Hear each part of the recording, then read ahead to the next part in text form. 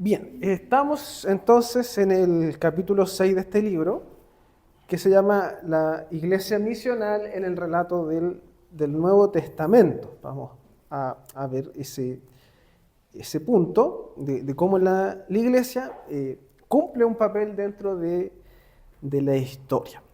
Así que antes de continuar o antes de iniciar la clase propiamente tal, vamos a hacer una recapitulación de lo que hemos visto, una recapitulación de lo que hemos estado conversando para que tengamos más o menos claro el panorama en el cual nos estamos moviendo. Entonces, a modo de resumen, ¿qué hemos visto? ¿Qué sabemos? ¿Qué recordamos?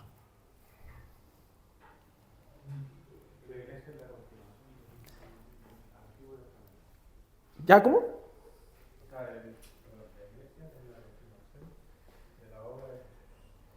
Ya. Pero antes de eso, vamos a hacer la línea de tiempo. Supongamos que acá está la mitad de la historia y acá están los inicios.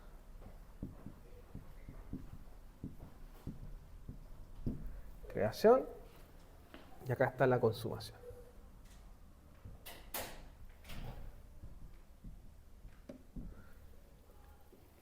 Esa es como la línea de tiempo en realidad de toda la historia, en donde vemos que hay un mundo creado y hay un mundo que es consumado cuando el Señor regrese. Y colocamos acá como elemento central, por decirlo de alguna forma, no porque esté en la mitad cronológicamente, sino que es porque marca un antes y un después en la historia de la humanidad. Eso es la venida o el ministerio de Jesús.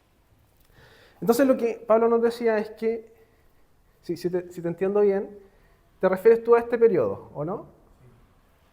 ¿Cómo se llama este periodo?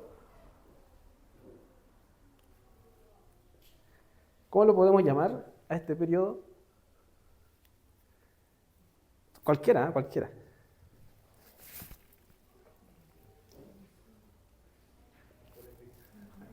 Después de Cristo. ¿Cómo podemos llamarlo? ¿Ya? Pero tiene un nombre, la Biblia le da nombre a este momento. Yo creo que ustedes lo han escuchado.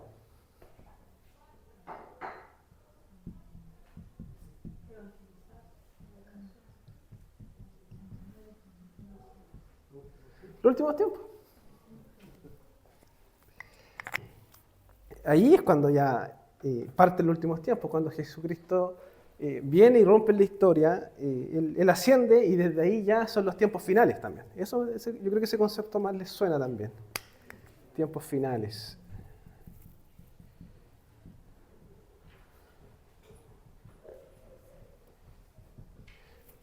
Entonces, si a usted alguna vez le preguntan si estamos en los tiempos finales, sí, estamos en los tiempos finales.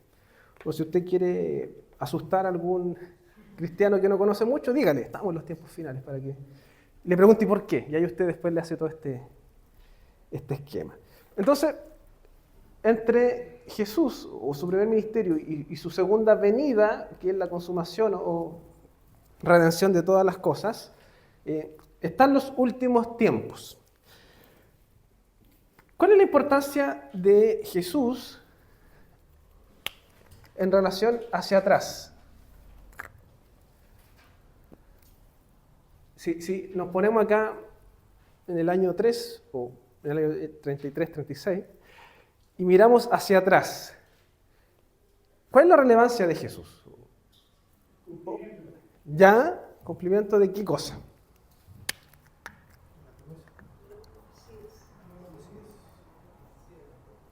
¿Ya? Jesús viene a hacer cumplimiento. ¿Qué más?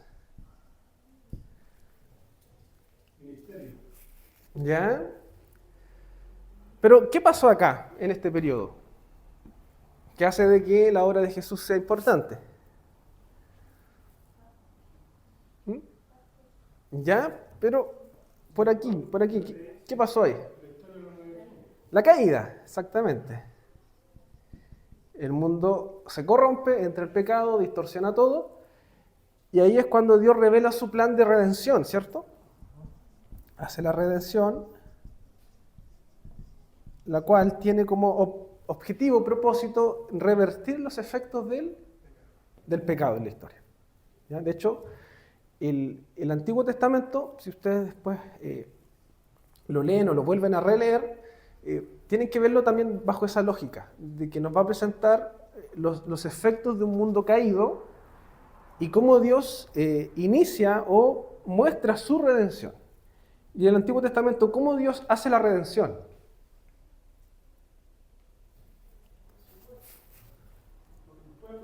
Un pueblo, muy bien. Y ese pueblo se llama Israel. ¿Cuál es el propósito de Israel entonces?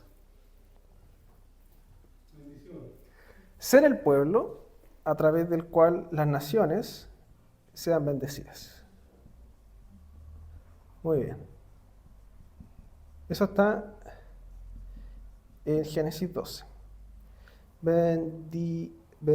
Esto es bendecidas.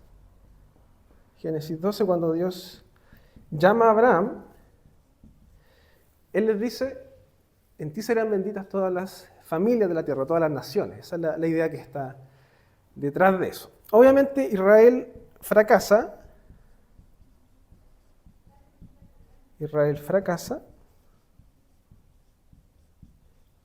Y ahí viene esta idea de las promesas de redención.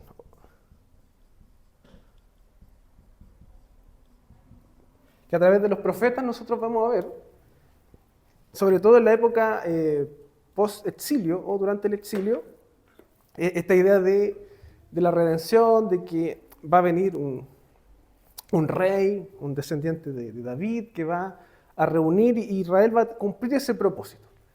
Entonces, queda esa idea de que algo falta acá. Cuando uno lee el Antiguo Testamento, de tapa a tapa, como que queda la idea de que algo falta por hacer, porque no se logra a través de eso. Y ahí es cuando aparece Cristo, y Cristo lo que viene a hacer, en primer lugar, es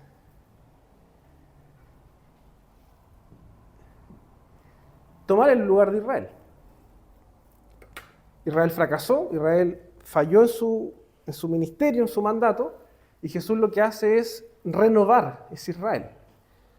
¿Cómo lo renueva? A través de los 12 discípulos. O sea, vemos que el llamar a estos 12 discípulos o apóstoles tiene que ver también con esta idea de recordar este conjunto de tribus que representaban a Israel, que tenían un propósito. Y eso lo hace a través de sus discípulos. Muy bien. Obviamente Jesús muere, resucita y después asciende. Y ahí nos queda esta pregunta, ¿cómo continúa esta obra de Jesús? Y eso es lo que creo que había dicho el Pablo, de que, si puedo repetir lo que dijiste al inicio.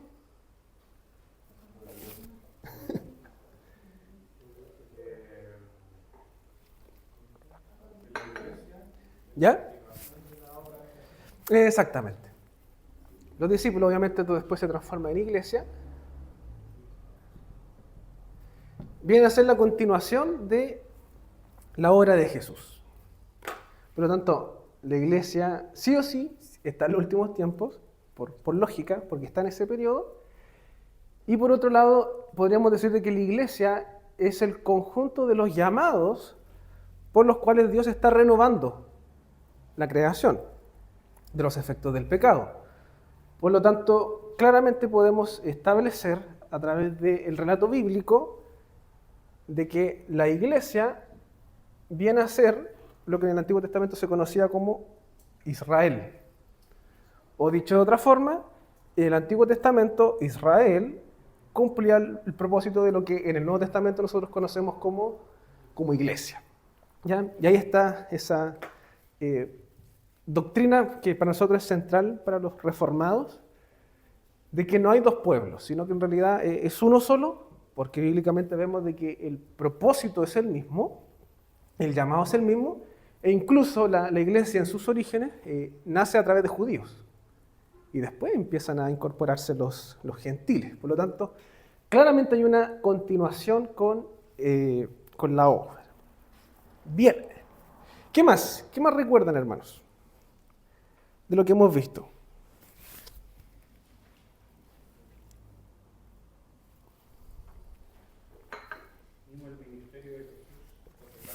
¿Ya? Muy bien. Ya parte en Galilea. Después, Jerusalén. Claro, y entre medio también. Ese es el énfasis de Jesús, ¿cierto? ¿Por qué? Porque él en primer lugar viene a esto, a restaurar a Israel. Obviamente el propósito de Dios es expansionar hacia las naciones, pero en primer lugar vemos que Jesús, su énfasis, su propósito es restaurar a ese Israel fracasado. Por lo tanto, él parte o inicia su ministerio en ese lugar, geográficamente, en Galilea y Jerusalén, que es lo que narran los evangelios. Y Lucas también va a narrar el camino, entre medio. Pero luego, ¿qué pasa con la iglesia? ¿Cuál es el mover de la iglesia? La misión. ¿Ya? ¿Y cómo la iglesia se mueve geográficamente? Jerusalén. Jerusalén. Judea. Samaria y Chile. Y los confines. Confines.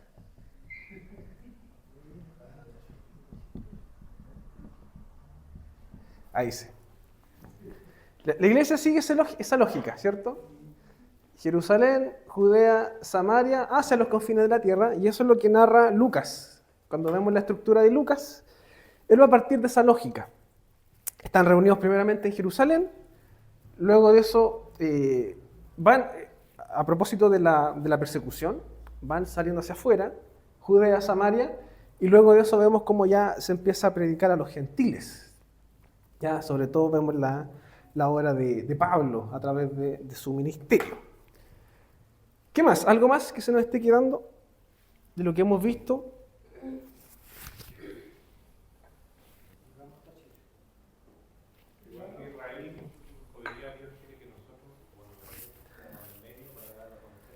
Ya, bien.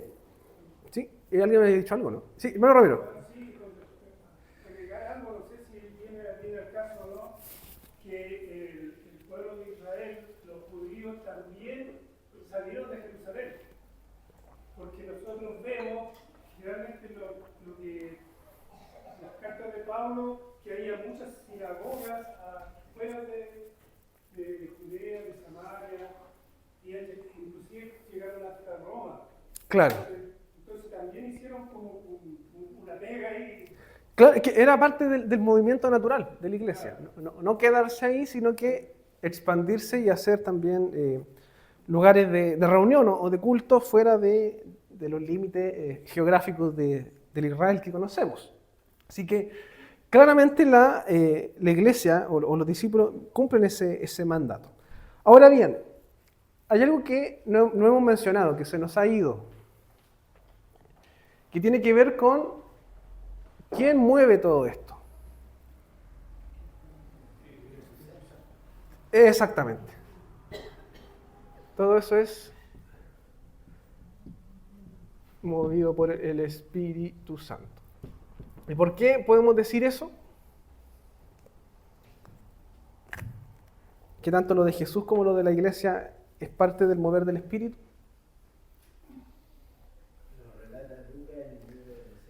¿Ya? ¿Pero y con Jesús? ¿Cómo sabemos de que Jesús también fue enviado por el Espíritu? En el bautismo. ¿Jesús qué es lo que dice? ¿O qué es lo que dice Jesús al inicio de su ministerio? Que el Espíritu me ha enviado. Parte así Lucas narrando el Evangelio. Y por otro lado, después la iglesia también se narra la presencia o la participación del Espíritu Santo. Entonces vemos esa misma lógica, que la iglesia trabaja porque el Espíritu Santo es el que está obrando. Lo hace a través del Hijo, la segunda persona de la Trinidad, y continúa haciéndolo a través de la iglesia, que es el cuerpo del Hijo. ¿Ya? Por eso nosotros decimos de que todo cristiano está unido a Cristo, es parte de su cuerpo. Esa es como la unión entre el cristiano y el cuerpo. Porque viene a continuar la iglesia el trabajo que estaba haciendo Jesús. Bien, entonces nosotros la clase pasada, ya teniendo un resumen más o menos de lo que hemos visto, estábamos en Hechos, ¿cierto? Hechos 1.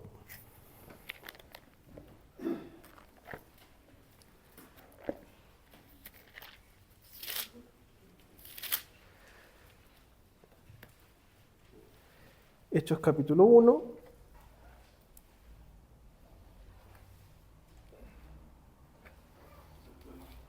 Y vamos a leer esos versículos que también los alcanzamos a compartir la clase pasada. Hechos capítulo 1 va a decir lo siguiente. Voy a leer los primeros versículos. Dice: en el primer tratado, oh Teófilo, hablé acerca de todas las cosas que Jesús comenzó a hacer y a enseñar. ¿De qué está hablando? De el Evangelio de Lucas. ¿Ya? Acá, Jesús. Lo que Jesús hizo. Hasta el día en que fue recibido arriba, después de haber dado mandamientos por el Espíritu Santo a los apóstoles que había escogido. A quienes también, después de haber padecido, se presentó vivo con muchas pruebas indubitables, apareciéndoseles durante 40 días y hablándoles acerca del reino de Dios. Y estando juntos les mandó que no se fueran de Jerusalén, sino que esperasen la promesa del Padre, la cual les dijo: oísteis de mí. Porque Juan ciertamente bautizó con agua, mas vosotros seréis bautizados con el Espíritu Santo dentro de no muchos días. Entonces los que se habían reunido le preguntaron, diciendo: Señor, ¿restaurarás el reino a Israel en este tiempo? Y les dijo: no os toca a vosotros saber los tiempos o las sazones que el Padre puso en su sola potestad. Pero recibiréis poder cuando haya venido sobre vosotros el Espíritu Santo, y me seréis testigos en Jerusalén, en Judea, en Samaria y hasta lo último de la tierra. Y ahí ese texto es bien interesante, es clave para también entender el mandato del Señor. Entonces, si vamos a ver y continuar con el trabajo de la iglesia, voy a borrar esta parte de aquí.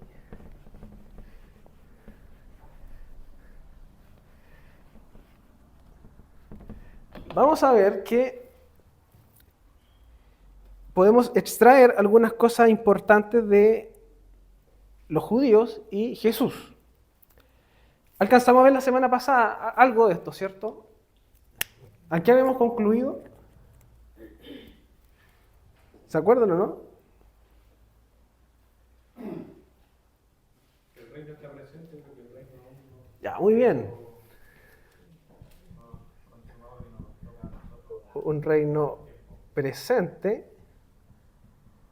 un reino inaugurado podría ser, un reino presente, pero no consumado, por decirlo de alguna forma.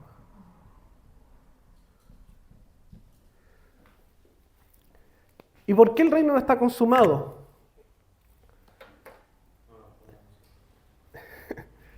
Porque en ese momento, cuando ellos le preguntan, versículo 6, restaurarás el reino a Israel en este tiempo, y él le dice: no les toca a ustedes saber.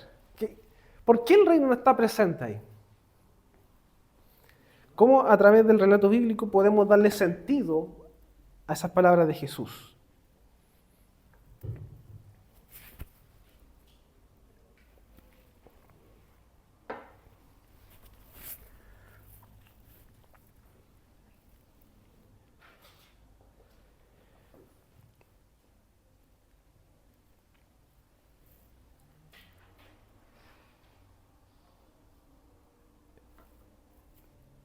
¿Alguien se anima? Porque en ese momento histórico, primer siglo, podemos decir que el reino, si bien estaba presente o estaba inaugurado, aún no está consumado, no está restablecido.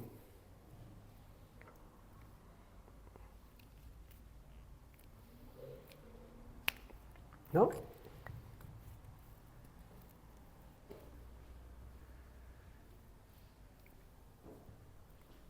tiene que ver con lo que habíamos hablado acá. La iglesia es la renovación de Israel, ¿cierto? ¿Cuál era el propósito de Israel?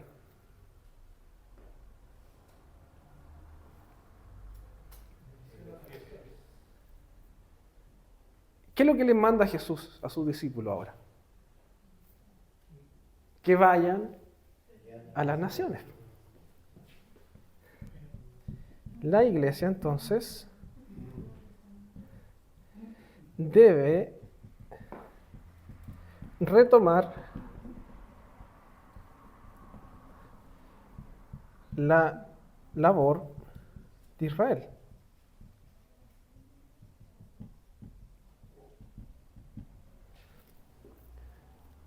Por eso el reino está establecido, consumado, porque falta una parte. Falta hacer lo que Israel tenía que hacer. Y eso es lo que viene a hacer la iglesia, o eso es lo que la iglesia es mandatada a hacer. Bendecir a las naciones. ¿Y hay algún relato bíblico en Hechos que refleje eso? Del llamado de la iglesia a bendecir a las naciones. Ya, pero hay una historia o un evento que ustedes se lo saben, que está en Hechos. ¿Cómo se llama? Pentecostés.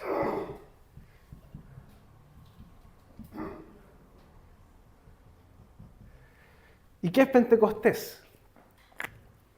Bajo una perspectiva reformada, presbiteriana. ¿Qué es Pentecostés? ¿Ya? ¿Qué es Pentecostés? Porque muchas veces la gente pensó de que Pentecostés es una especie de movimiento, sentir del cristiano de la presencia del Espíritu y tiene que ver con esta idea de recibir o manifestar ciertas cosas extraordinarias. Como que se reduce Pentecostés a eso. Pero siguiendo toda la lógica que ya hemos visto, y lo que está narrando Lucas, ¿qué representa Pentecostés?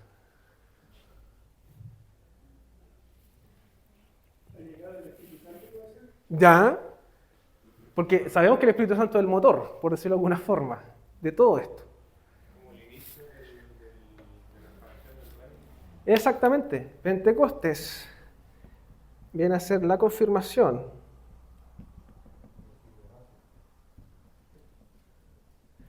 de la misión, por decirlo de alguna forma. ¿Por qué? ¿Qué es lo que dice el Señor acá? Versículo 4, ¿cierto? Y estando juntos le mandó que no se fueran de Jerusalén, sino que esperasen la promesa del Padre, la cual les dijo, oísteis de mí. Porque Juan ciertamente bautizó con agua, mas vosotros seréis bautizados con el Espíritu Santo, dentro de no muchos días. Por tanto, esa venida del Espíritu Santo está reflejando en primer lugar la promesa del Padre. Pero lo que está apuntando, o lo que está diciendo acá, es que ellos tenían que quedarse en Jerusalén primero. Porque Pentecostés iba a ser ese puntapié inicial de que ahora el pueblo de Dios, o este Israel renovado, va hacia las naciones a cumplir su propósito. Y por eso el Señor dice lo siguiente, versículo 7, cuando le preguntan por el reino, porque ellos pensaban de que el reino ya estaba listo, ya se había cumplido todo, Jesús les dice, no les toca a vosotros saber los tiempos o las sazones que el Padre puso en su sola potestad.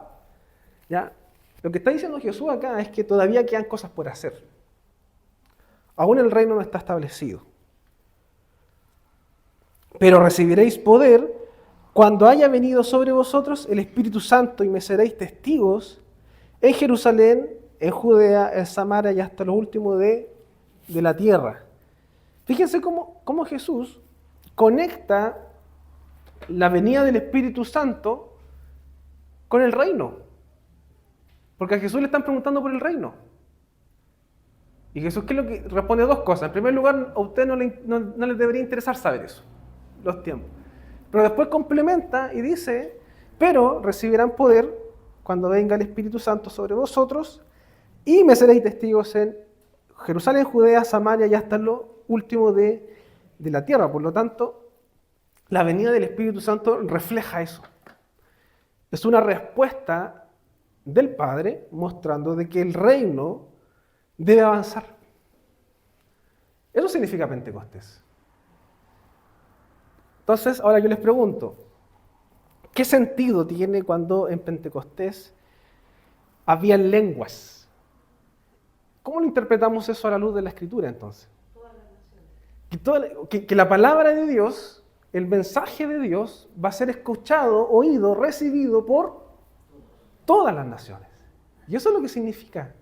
Por tanto, Pentecostés no tiene esta lógica de desorden, de hablar por hablar lenguas extrañas o angelicales incluso, sino que Pentecostés lo que está significando o mostrando es que ahora todas las naciones, todos los pueblos pueden escuchar y van a oír la palabra del Señor. Y eso es lo que confirma este evento. Y ese es el llamado de la iglesia. Entonces, yo les quiero hacer una pregunta, porque uno en la historia de lo que ha estado en la iglesia ha escuchado muchas cosas, inclusive cánticos o himnos que dicen, ven otro, o ven, ¿cómo es? Manda otro Pentecostés, o envía tu santo fuego, manda. Entonces ahí yo les quiero hacer la pregunta, a la luz de la Escritura y el relato bíblico, ¿tendría sentido que Dios mande otro Pentecostés? Claro. Lo que sí, o sea, no es que queramos juzgar y decir que está todo mal, pero lo que sí a lo mejor podríamos inferir de la intención de esas canciones es que lo que están pidiendo al Señor es que nos haga recordar cuál es el propósito por el cual Pentecostés existió o está ahí. Entonces cuando uno a lo mejor dice, manda otro Pentecostés, más que decir que el Espíritu venga de nuevo, es como, Señor, haznos recordar cuál es nuestro propósito, de ir a las naciones, de ir a aquellos que no te conocen, para que aquellos pueblos que aún no te conocen y te adoran puedan hacerlo. Pero esta idea de que el Espíritu more y que esté en la iglesia de forma presente y tangible, eso ya ocurrió acá. Y eso está vigente hasta el día de hoy. Por lo tanto, Pentecostés también marca eso, de que el Espíritu Santo está presente en toda la historia. No es que nosotros que estamos acá vamos a pedir, Señor, mándanos de nuevo el Espíritu Santo. No, pues si el Espíritu Santo ya lo mandó. Está presente. Y el hecho de que la iglesia haya avanzado e ido hacia las naciones es un reflejo de que el Espíritu Santo ha estado obrando. Por lo tanto, cuando nosotros vemos la historia y vemos cómo la iglesia ha, por ejemplo, traducido Biblias, cómo la iglesia ha enviado misioneros a ciudades o naciones no alcanzadas o a tribus no alcanzadas, estamos viendo el Espíritu Santo obrar. Estamos viendo el cumplimiento de Pentecostés, de que ahora las naciones, las lenguas, están llegando al conocimiento del Señor. Y eso es importante, ¿ya? Por lo tanto, más que pensar o ver Pentecostés como un evento de locura, de éxtasis, o esta idea del Espíritu Santo obrando como algo así, en realidad tiene que ver con esta idea de ser enviado, de comprender el propósito por el cual fuimos llamados, ¿ya? Y hermanos, para que vayamos también cerrando, quiero que reflexionemos en torno a lo último que está en Hechos 1:8. Porque va a decir, pero recibiréis poder cuando haya venido sobre vosotros el Espíritu Santo, y me seréis testigos. ¿Qué significa eso? Ser testigo o testigos.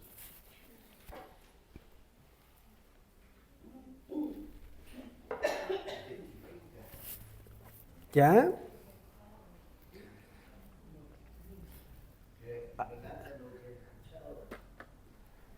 ¿Ya?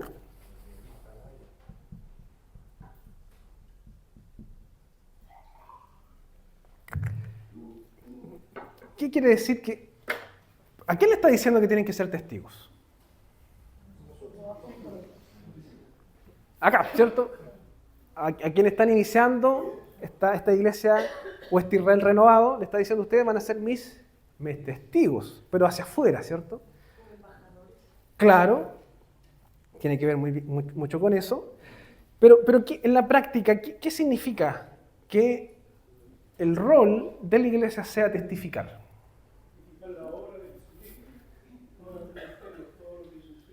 ¿Ya? ¿Ya? ¿Ya?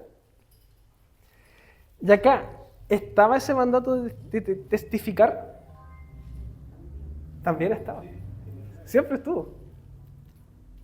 Entonces, nuevamente Jesús los manda a cumplir el propósito original. ¿Por qué? Porque nosotros vamos a ver de que Dios, cuando forma un pueblo, les da leyes, les da estatutos, les da mandamientos. Pero esos mandamientos, ¿para qué eran? En primer lugar, para que Israel tuviese una identidad que se diferencie de las demás naciones, pero que a través de eso las naciones pudiesen conocer al Señor, o la gloria del Señor. ¿Sí, hermano Igor?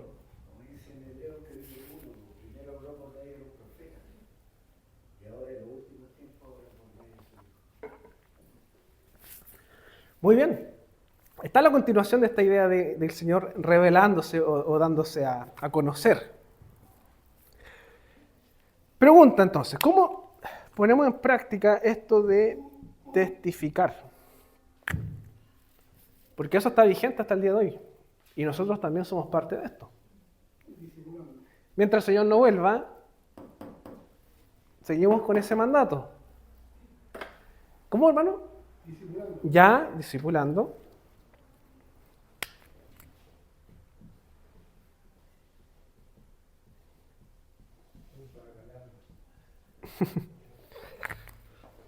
¿De qué otra forma más somos testigos? Yo quiero que lo conecten también con esto.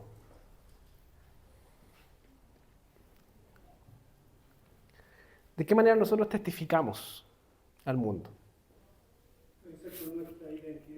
Muy bien, muy bien. Y eso podríamos llamarlo, o quizás denominarlo como la ética. Obviamente, ética cristiana.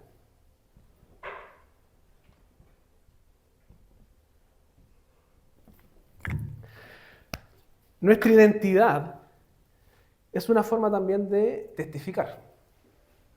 Porque de hecho, eso hacía Israel, o ese era el mandato de Israel, que a través de la fidelidad al pacto, a través de la fidelidad a los mandamientos del Señor, las otras naciones pudiesen decir: oye, qué sabios son estas naciones que tienen estas leyes. Y así pudiesen conocer a Dios.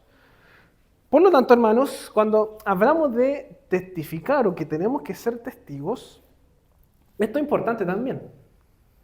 O sea, claro, el discipular o evangelizar es claramente una forma de ser testigos o testificar. Pero por otro lado, el vivir o asumir nuestra identidad también es una forma de ser testigos.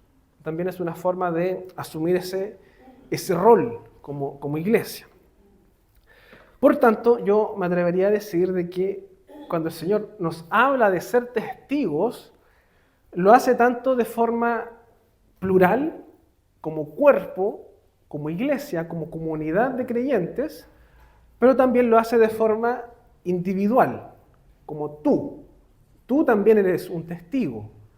Por lo tanto, tú testificas de Dios no solamente cuando haces labores eclesiásticas o de iglesia, sino que tú también eres testigo de Dios o estás testificando de Él en tu día a día también, en tu forma de ser, en tus acciones, en tu trabajo, exactamente, en lo que tú crees, en tu cosmovisión, en tu forma de entender la vida, entender el mundo.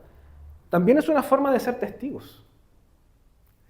Por lo tanto, yo me atrevería a decir de que cuando en la historia o en el mundo la iglesia calla ante ciertas injusticias o ante ciertas leyes que son anticristianas, yo creo que la iglesia está fallando a ese rol de ser testigo. Y la iglesia está siendo cómplice. Y está cayendo en lo mismo que caía Israel. ¿Por qué fracasó Israel? Por el pecado, por la idolatría. Israel quería ser igual que las otras naciones. Israel, en vez de servir al Dios que los había rescatado, ellos preferían los ídolos también. Por lo tanto, eso también los llevó a fracasar. Entonces, cuando una iglesia, una comunidad de cristianos se acomoda a la cultura, cuando no es capaz de diferenciarse con la cultura, yo creo que también está fracasando ese propósito misional que Dios le da, de ser testigo. Hermano Igor. También la misión de la iglesia, aparte de anunciar, es denunciar. Y lo que Pablo en su carta a Timoteo y a Tito le dice: ten cuidado de tu conducta y de tu enseñanza, persevera en todo ello, porque así te salvarás a ti mismo de lo que te escuchen. Exactamente. La iglesia tiene ese rol de ser una voz profética, como se dice. No es porque esté anunciando el día final. No, ser voz profética tiene que ver con esta idea de anunciar o recordar al mundo la palabra de Dios, las verdades de Dios. Por lo tanto, la iglesia tiene ese rol. Tiene ese llamado de testificar. Y eso tiene que llevarnos a pensar, a reflexionar, a cuestionarnos si efectivamente hemos entendido esto. Porque yo creo que por lo general, hoy en día, ¿qué es lo que se entiende por ser iglesia? Una religión, ¿ya? Que no es malo en sí, que no es malo en sí. Pero ¿qué más se entiende por iglesia? ¿Qué es lo que entiende una persona común y corriente cuando dice yo voy a la iglesia? O mira, el vecino va a la iglesia. ¿Qué es lo que entiende la gente? Que va a un lugar, que asiste a algo. ¿Qué más? Que se congrega. Que va todos los domingos a reunirse con personas afines. Se viste de forma especial y se reúne con esas personas afines y van a cantar a su Dios, ¿cierto? Que es lo mismo que hace la gente cuando va al estadio los domingos. Que es lo mismo en realidad, no hay mucha diferencia. Se junta con personas afines, se visten de una ropa y cantan a su Dios. Hermano Ramiro. Sí, una anécdota o algo que dice usted, que realmente el mundo lo ve como una parte social. Alguien me hizo una pregunta de enfermera que fui a ver pública y hace una actividad social y me nombró varios distintos de la iglesia. Lo tomamos como una actividad social. Claro, exactamente. La gente lo ve así. Paréntesis, ir al estadio no es malo. Solo era un chiste ya. Magda. También ven como un grupo de personas que solo se reúnen entre ellos, como que no salen a entregar lo que tienen ellos. Exactamente. Como, no sé si club social será como la palabra, pero sí como un lugar donde te juntas con personas afines que tratan temas en común nomás. Pero ¿será eso ser iglesia? ¿Será eso ser testigo? ¿Qué es ser testigo entonces? Es que eso igual es parte de ser iglesia, el hecho de juntarse, congregarse, alabar a Dios, es parte de lo que nosotros hacemos. Y ser iglesia también es predicar el evangelio, dar las nuevas de salvación, que la gente vea a nosotros un cambio, somos diferentes. ¿Ya? Sí, hermano Alejandro. Hermano, yo creo que ser testigo de Dios es un poco vivir las 5 solas.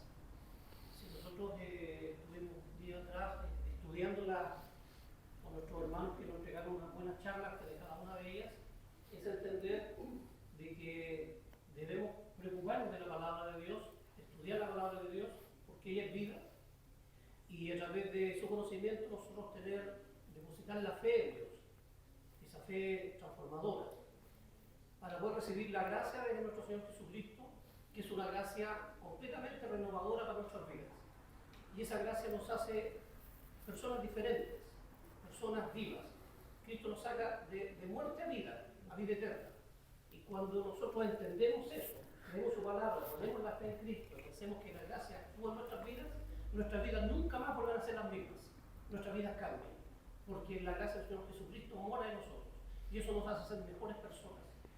Mejor sentimiento, mejores vecinos, mejores familiares, preocuparnos de toda la humanidad.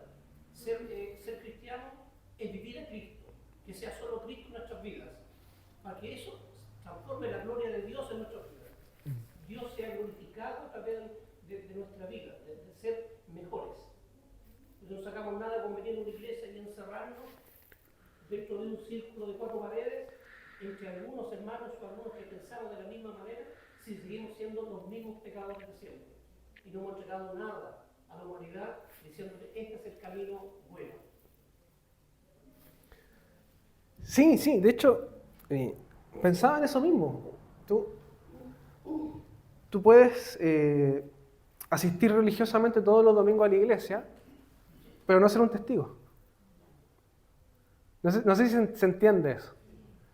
Y hoy en día hay muchas religiones pseudo-cristianas que inculcan eso, de asistir religiosamente todos los domingos a una iglesia o cumplir ciertos ritos, y con eso estás siendo parte de la iglesia.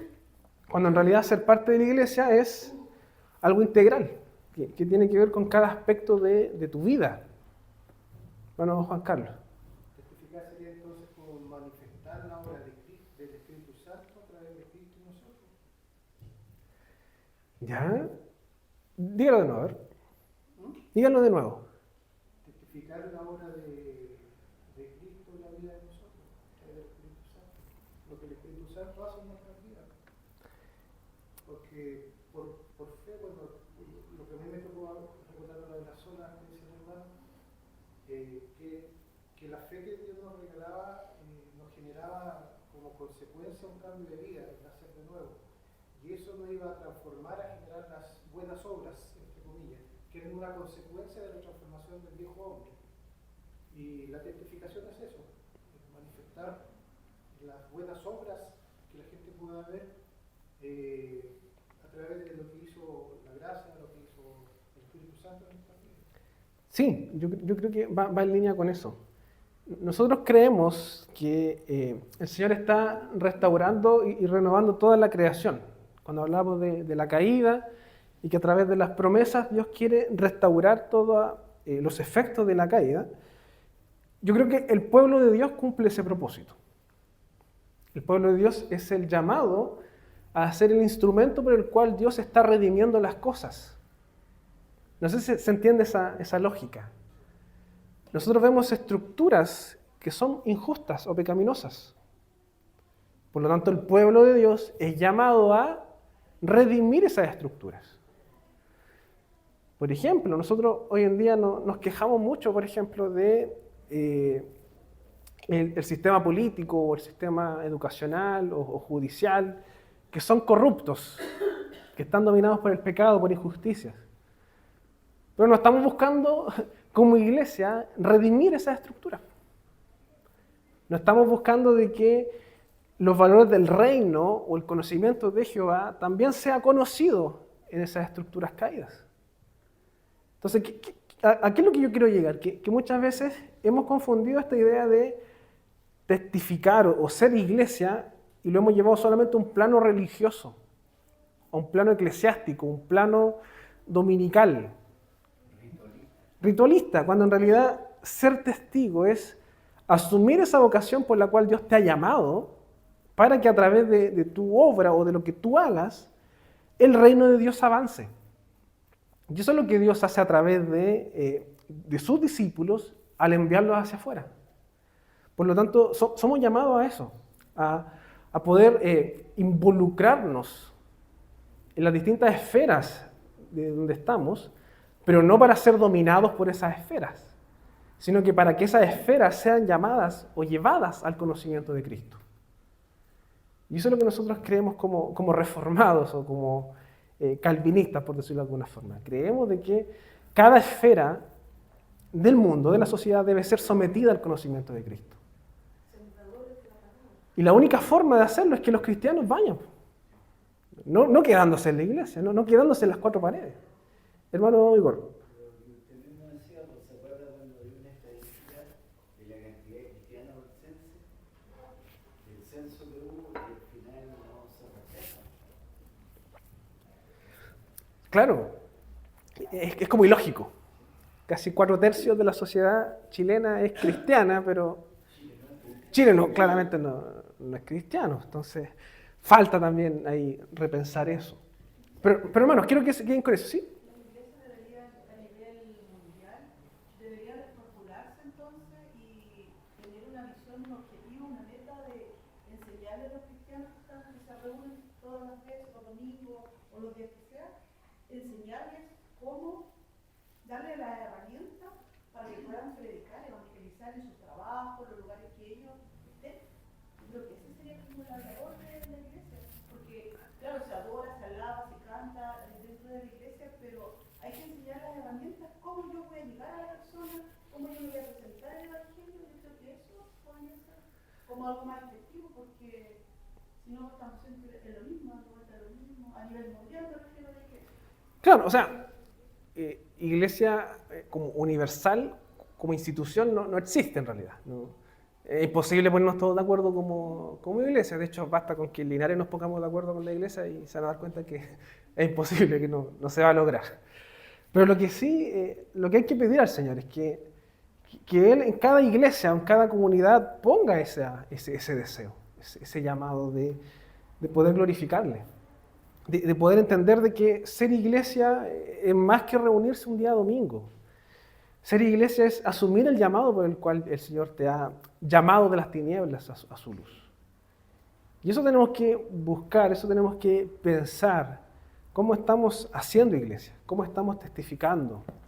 ¿Estamos realmente respondiendo a ese llamado? ¿O nos estamos quedando ahí en Jerusalén nomás? No, el caso puede ser también que a veces como iglesia, me refiero, no aquí, sino en todas partes, que a veces nos preocupamos de aprender, de estudiar, de tener conocimiento de Dios, pero lo utilizamos dentro de la misma iglesia. Ese conocimiento a lo mejor necesitamos expandirlo, presentarlo a los demás para que los demás se arrepientan, para que los demás conozcan a Dios. Yo creo que ahí tenemos es como la falencia que a lo mejor tenemos, porque a veces yo puedo predicar, puedo presentar a Jesucristo, pero hay que buscar la forma, la estrategia, como de poder hacerlo bien. ¿Ya? ¿Sí? ¿Sabes lo que estaba pensando? No sé si me ocurrió y tratar de generar talleres de ética cristiana acá en la comunidad. ¿Ya? ¿Y con qué sentido, con qué propósito? No esto, pero enfocarlo independiente de la denominación de las personas, primero hay que identificar quiénes son cristianos. ¿Ya? Para hacerlos partícipes y llevarlo en esto mismo. Porque yo creo que si se entrega la visión de la iglesia misional, como está así, cualquier cristiano lo puede entender. Yo creo que eso es lo que falta, la impulsión directa de la misión que tenemos, porque claro, hoy día ser discípulo, yo tenía una visión súper distinta a lo que hoy día estoy viviendo, o sea, lo que estoy viviendo. Hay mucha gente que todavía la iglesia la ve como iglesia, como el espacio físico, como compartir eso.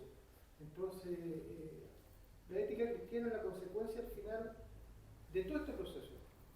Porque la ética cristiana es la que nos permite generar la expansión del reino. Sin ética cristiana no tiene ningún valor el conocimiento, no tiene ningún valor ni relación, incluso hasta con Dios. ¿Por qué? Porque la gente no va a tener relación con Dios, sino que va a ver el resultado de lo que la gracia de Dios ha hecho en mi vida. Entonces, a través de, no sé, por eso le digo, se me ocurrió generar o ver la instancia de generar talleres de ética cristiana, creo que sería una buena forma para involucrar a la gente que realmente tiene el deseo, pero no tiene el conocimiento o la necesidad espiritual de desarrollarse. Eso digo, se me ocurrió ahora. Sí, puede ser una forma. No sé si a ustedes les pasa, pero estamos a puertas de una elección presidencial. Y hasta el día de hoy yo sigo escuchando cuál es la postura de la iglesia. No sé si a ustedes les pasa o les han preguntado, ¿qué opinan? Ahí también está la ética. Ahí está la instrucción, ahí está también el vivir una cosmovisión de cómo yo entiendo la política. Y eso también es una forma de impactar al mundo. Hermano Ramiro, y con eso cerramos. Recordando, hermanos, que la obra la hace el Señor. Nosotros podemos hacer muchas estrategias para llegar al Evangelio, pero si no está el Señor con nosotros, no lo vamos a poder hacer. Y digo esto porque al apóstol Pablo le pasaba eso.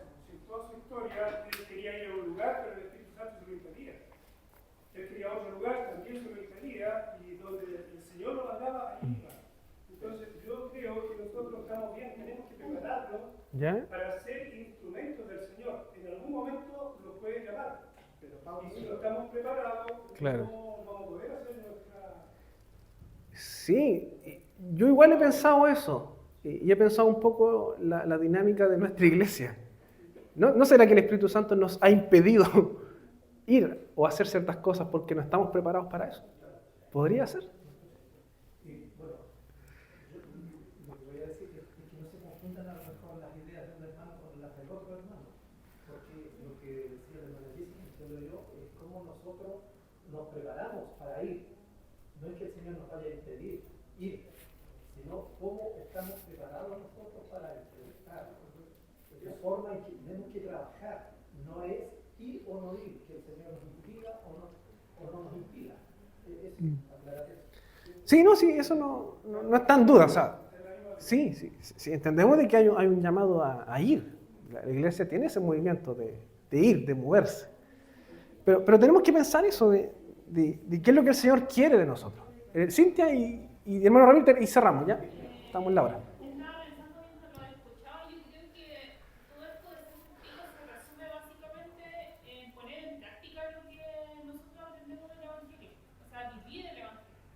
Porque no sacamos nada con que nos den un manual de los pasos a seguir, que nos enseñen, que obviamente debemos tener conocimiento de la palabra debe ser nuestra vida diaria y aprender y llevar al Señor a todas las áreas de nuestra vida, pero si no meditamos para poner en práctica, jamás vamos a terminar finalmente siendo testigos realmente influenciando cada área del mundo, porque son dos cosas que van unidas.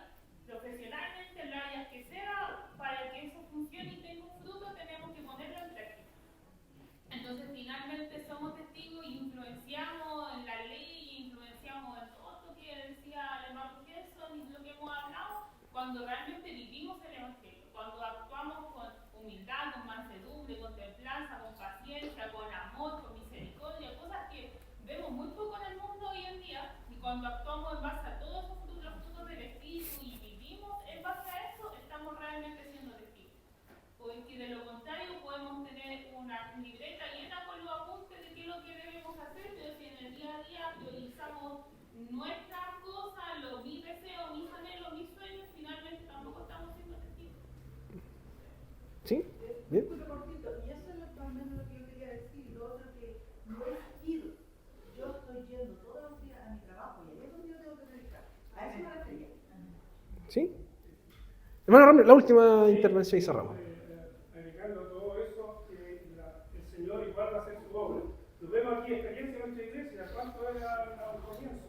El Señor trajo, sin haber salido a predicar. Algún hermano a lo mejor llegó invitó a un amigo y vino. Esa es la forma, no hay otra forma. O alguien de repente quiere escuchar la palabra porque el Señor se lo dio. Y uno, para eso digo, tiene que estar preparado para llevarlo al Evangelio. Entonces yo creo que todo esto que estamos hablando acá coincidimos en lo mismo. Sí, ¿no? Sí. Prepararnos para No. dar la oportunidad. Y de hecho, el Señor Jesucristo, en primer lugar, preparó a sus discípulos. Correcto. Él nos los tomó y los envió. Él se dio el tiempo de enseñarles, de estar con ellos, de prepararlos. Vivían con Él, se movían con Él, dormían con Él, oraban con Él, comían. Estaban juntos. Entonces también tenemos que aprender ese modelo también.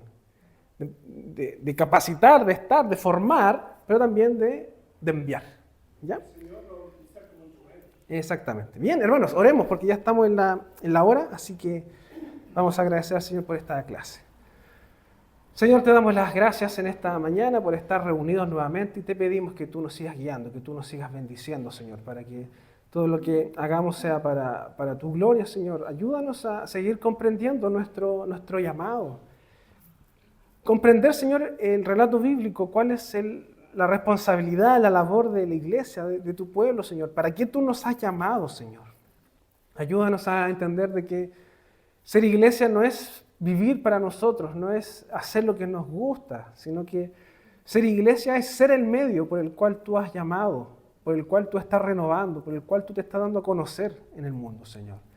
Ayúdanos a ser testigos, Señor, a poder testificarte, Señor, tanto afuera, en nuestras relaciones diarias, en nuestro trabajo, en la sociedad, en cada esfera civil, Señor. Así también en la iglesia. Que cada momento que tengamos sea una instancia para testificarte, Señor. Que no olvidemos eso, de que tú nos has llamado, que tú nos has puesto en este país, en esta ciudad, en esta iglesia, con un propósito, Señor. No se trata de nosotros, sino que de lo que tú quieres de nosotros, Señor. Ayúdanos a comprender eso y te pedimos tu bendición. En el nombre de Jesucristo oramos. Amén.